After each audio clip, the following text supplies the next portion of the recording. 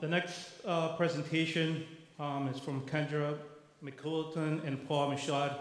I actually met Paul and Kendra at a workshop for the Renewable Energy and Energy Efficiency Business Association about 3 months ago.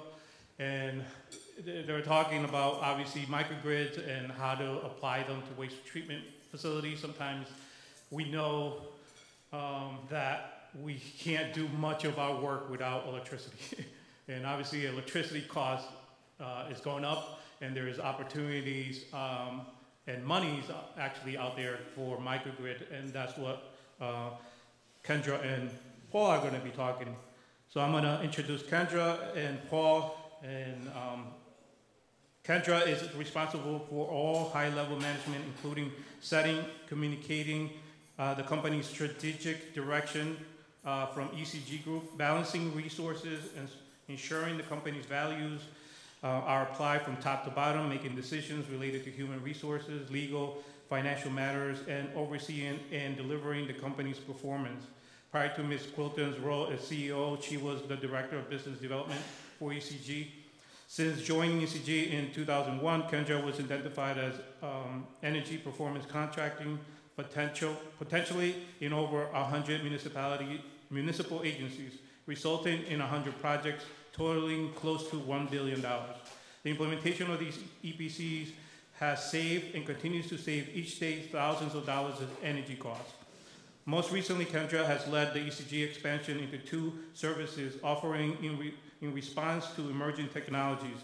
These new services include technical owners representation for microgrids, fuel cells, and solar power purchase agreements. Kendra is a highly skilled public speaker whose main role at ECG is to effectively communicate the benefits of complex energy projects in an easy-to-understand way. She has presented to countless municipalities, agencies, and their governing boards, and has proven track record of successes garnering public support. Kendra ensures that each project is managed to full satisfaction of ECG clients. She is a strong supporter of many professional associations that support the municipal officials, and she frequently presents to these organizations to share the latest information about innovative funding models and advances in energy efficiency. Kendra holds an MBA from Dowling College and a BA in English and Marketing from Hofstra University. Paul Michaud, prior to funding Michaud Law Group, attorney Paul Michaud was the chair of the Renewable Energy Practice Group at North Carolina.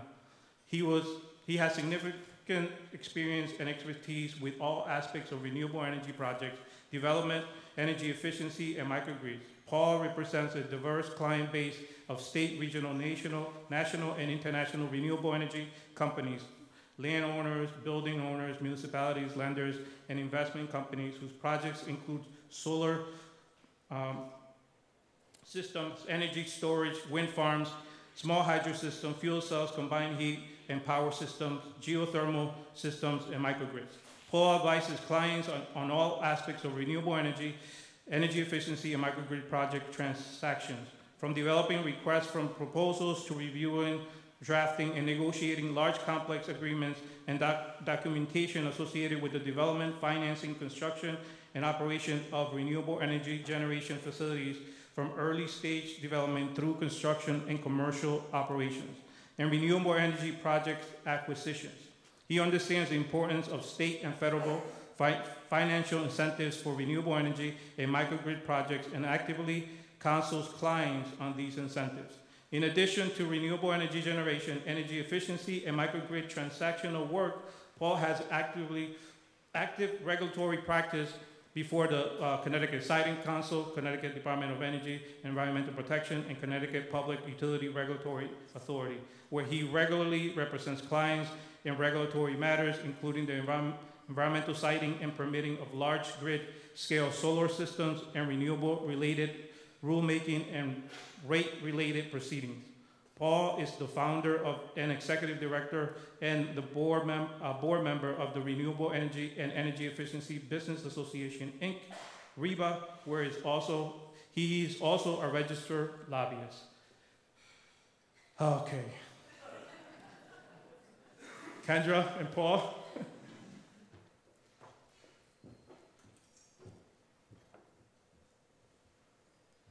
Well, that's hard to match, so hopefully.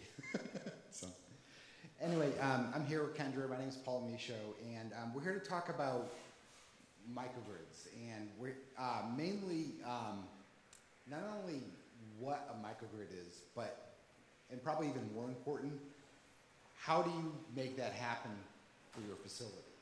That's always been the challenge. So, just on the what part of what a microgrid is, as you all know, we had multiple storms a few years ago that knocked out power across the state. And I know, for example, in my town, we lost power for over 2 weeks for both storms. And even just recently, this week, we lost power too. So as a result of that, the Connecticut legislature and the governor went forward with a microgrid grant program for the state. And it's a $30 million bonded program. The money's all there, and the purpose of the money is to create microgrids across the state for critical facilities. And specifically in the statute, it includes wastewater treatment plants, and other things like police stations, hospitals, public shelters, schools, things like that. Again, there's been 4 rounds so far. We're in the 4th round now. But only a fraction of the money has been spent. It's starting to pick up now, and we're expecting a round 5, and that's what we're here to talk about. It's really important from the onset. I want to say, in order to have a microgrid, for example, at your wastewater treatment facility, you need to have at least 2 meters. So you need 2 to tango, basically. You need 2 facilities or 2 meters to interconnect in order to meet the legal definition of microgrid. And so microgrids include the infrastructure, the hardened infrastructure. So if we have a storm, the infrastructure that connects your buildings will not go down. And then there's a generation component. And if you're lucky enough to have natural gas at your facility, fuel cells and other CHP work really well. For example, Doosan has a great fuel cell that we're working on for East Lyme, for example, is installing a fuel cell for their microgrid. And but solar also works with battery storage. That's sort of an upcoming technology. And so the main benefits of a microgrid is it builds resiliency for your facility, but just as important, under the microgrid program, you're actually able to save on your energy costs. Most of the projects we've worked on, the projects have saved between 15 and 20% on their energy costs. Again, like for example, Doosan they offer a fuel cell for microgrids, and they index the price at $0.015 below whatever you're paying, for example, and then they take on the gas risk on your, they handle the gas risk. So it's just basically offered under a power purchase agreement. So, what is a microgrid? So the best way to, at least I think of a microgrid is, you pretend your facility is an island, and the rest, all the area in the state around you is the ocean. And right now, for example, you get all your energy mostly from your utilities or through large-scale, gas-fired generation plants, and it's brought to you over distribution lines. The purpose of a microgrid is for you to interconnect your facilities and have your own on-site generation source, such as a fuel cell or CHP or solar or a combination of that. And so if there's a storm comes along and we have a blackout, like we just had a few days ago in some of the towns, your facility will go into an island mode and continue to generate regardless of what happens to the grid. So the grid will go black, but your facility will continue to operate. And the way most microgrids work is they operate parallel to the grid, which means you get your energy at a discounted rate when there's no problem with the grid. But when the grid goes down, it just switches over automatically under a smart microgrid to continue to energize your facility. We've already talked extensively in our bio, so I'm not going to talk about that. The only thing I'm going to focus here is that we've worked with several municipalities in Connecticut on microgrids and other solar type RFPs, which we'll talk about. For example, town of Avon, East Lyme, town of Stafford, town of Coventry are all working on microgrids in that. So, continuing with the theme of how and what, I'm going to hand it over now to Kendra, who's going to talk about scope of work and sort of how you get from a concept of a microgrid to an actual microgrid. So Kendra. Thank you, Paul. Good morning, everybody. We're excited to be here to talk to you about this topic, which certainly has a lot of buzz in the state, and we are doing it successfully. And you know, I think one of the biggest obstacles that entities face is that they like all these technologies that grants are available for, but the process of applying for the money and all of the technical expertise that you need to put an application together really serves as a deterrent, unfortunately, where there are good candidates throughout the state. And so really that's where my company and Paul's come in. As Paul mentioned, his firm is specializing in all legal ramifications, reviews, and guidance in the area of renewable energy, microgrids, and can help you understand if you are a candidate for a microgrid and you're interested. We can help guide you through the process. We can help determine, are you a candidate? We can give you a sense of the project size. We can give you all of the technical guidance that you need to actually move forward with what we will shoot for to be a winning application and to actually obtain the money. That's something that I'm sure you would be hard-pressed to do. I mean, some entities are doing it in addition to their regular workload, but it is a daunting task to add on. And so what we feel is that this is great technology. You as wastewater treatment plant operators are often very good candidates because your facilities are so critical to the towns that you serve that we want to take those obstacles away. And so in addition to Paul's services, which are going to make sure that you're legally protected throughout the process, our firm goes over all of the technical. We're going to help you as far as determining technically, is this a good site? What are the options for you if you're interested in microgrid? And we've partnered with Paul on a lot of projects, such as East Lyme, such as Westbrook. Those are in the process of developing their microgrid applications right now, Coventry as well. We also do energy performance contract, consulting and design. So both our firms are all in terms of complex energy projects, and we know how to guide you, but also how to effectively communicate to your respective boards and committees to make sure that everything is well thought out, everything is planned, everything is communicated properly. So in the end, everyone's educated that is a decision maker when it comes to actually moving forward. We are working with Dennis at the City of Waterbury on a $30 million energy performance contract. So that's been a success, and it really comes down to getting all the stakeholders involved and effectively communicating the pros, the cons, the decision points, and so forth. Now, as far as our scope of work, and this is not meant to be a sales pitch, it's really just to create some awareness that if you're interested in applying for the grant money for microgrids, there are resources available to you in order to make that happen, and it doesn't have to be all on your back, and it can get done. Now we work at risk, and Paul is going to talk about that in a second.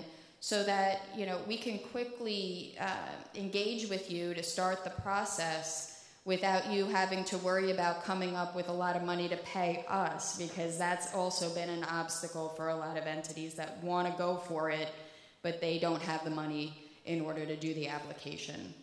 So the first thing that we typically will do is my firm will do a preliminary assessment just to get a feel for, are you a candidate or not? Do you have a good shot at winning the money? You know, we don't want to set anyone up for failure. We want to make sure that it's going to be a strong application. And then if we decide to move forward, our two firms will craft a request for proposals that we'll send out in order to get proposals from qualified microgrid contractors.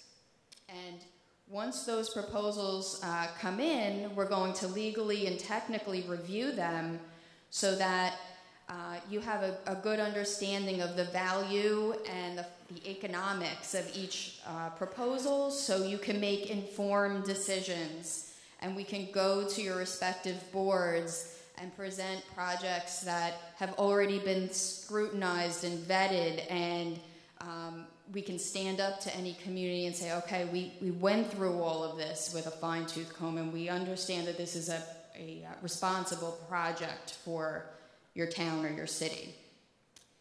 From there, we really walk you through the whole process. Once you select a qualified microgrid contractor, we're going to negotiate technically and legally all of the parameters in the contract to make sure that you're not getting into a bad deal. Okay, and that's where Paul's firm really digs in, but ours as well, to make sure technically that you're protected. And then we ultimately will do construction administration services for you to make sure that the project that's built out is in compliance with the contract and everything that everyone was promised. So in just a long history of doing a lot of complex energy projects, as I'm sure all of you know, a lot of things can go wrong. There's a lot to know. There's a lot that you need to control in order to have a successful project. So we're really there as like a supplemental team to yours to work with you and your staff to make sure that you can keep moving forward and take advantage of new monies and technologies that would make your organization stronger, and not feel that you can't go for it because you don't have the time or the money or the resources to even investigate it. Okay, so I'll turn it right back to Paul. We're almost finished. He's just going to go through a little bit more of the compensation structure and how the next steps in the process would work if you're interested in exploring this. Thank you. Thanks, Kendra. So what I have to emphasize is the microgrid itself and the process of getting to the microgrid. You can make that happen at it's absolutely no cost to your facility or your municipality either. So under the grant program, DEEP is providing up to $4 million per microgrid to cover all the infrastructure and a portion of the generation. And under our RRPs, the generation is required to be provided to you under a power purchase agreement, where the generation provider actually owns, maintains the generation, and all you simply do is buy the energy. So with the $4 million grant and the PPA financing approach, you can have a microgrid, and there's not 1 cent of capital costs for you. So I want to make that really crystal clear. And getting there, and as we were talking about, under the RFP arrangement, we go through the process of procuring the microgrid on behalf of you, on your facility. And we do this at no charge to you. What we do, we go through everything. Our fees are all paid by the microgrid provider that you ultimately select. And it's based on a percentage of the capital costs. And so it's kind of a win-win arrangement in that it doesn't cost your facility anything, any capital cost to install a microgrid and have, and take advantage of the energy savings. And the developers are fine with paying the development fee in that regard. And again, everything's based on construction costs. So, and all the risk is on us too, because say you go through and this has happened, you go through the process, and at the end of the day, you decide not to go forward. That's, with your microgrid, for whatever reason, you vote against it. That's fine. We end it there, and there's no penalties or anything. So I need to make that really clear. So having said that, so this is the last slide, and this is our last slide, is the sort of steps to go from concept to a microgrid. So step one is, you go forward, with an engagement. Step two, which takes about a month, it takes about a month to prepare the RFP and issue it. Step three, we allow about, and these are just estimated times, but about 2 months for projects to go through the site walk and go through the analysis and submit proposals. Step four, it takes about a month to analyze the proposals and review them with your facility. In step five, it usually takes about a month to select your qualified microgrid provider. And then step six is it takes about a good 2 months to actually complete the DEEP application for the DEEP grant. And then usually under each round, DEEP takes about 3 months to go through the grants. It is a semi-competitive process. So they go through the grants, through the applications, and select the projects that they want to go forward and provide the DEEP, grant to. So it takes about 7 months in total, from 7 to 8 months from beginning, beginning of the process to actually getting your DEEP grant award from that grant. And from there on, it probably takes another, correct me if I'm wrong, but about 6 or 7 months to actually construct the microgrid, depending on how, what's involved in your microgrid. For example, you do not have to have it solely at your facility. If you have a good relationship with your municipality and they're close by, you can interconnect your microgrid with other, with municipal facilities and even non-municipal facilities if they're close by. For example, a grocery store, if it happens to be close by, or a gas station, anything that's considered critical if the lights go out. So it doesn't have to be just your facility. You can interconnect into other facilities if DEEP deems that it's a critical facility, which is most things you would think of, like gas stations, grocery stores, other municipal facilities. So that concludes our presentation, and we'll be available during the break to answer any questions you may have in that regard. So thank you for taking the time to listen to us.